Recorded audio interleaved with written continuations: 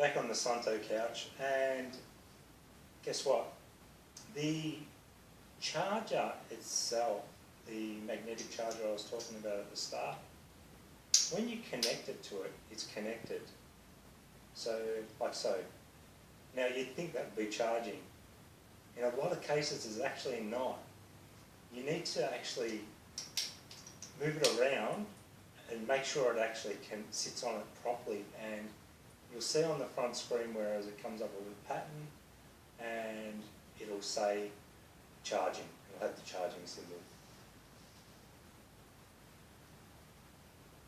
That is not really satisfactory, considering I paid $800 for it.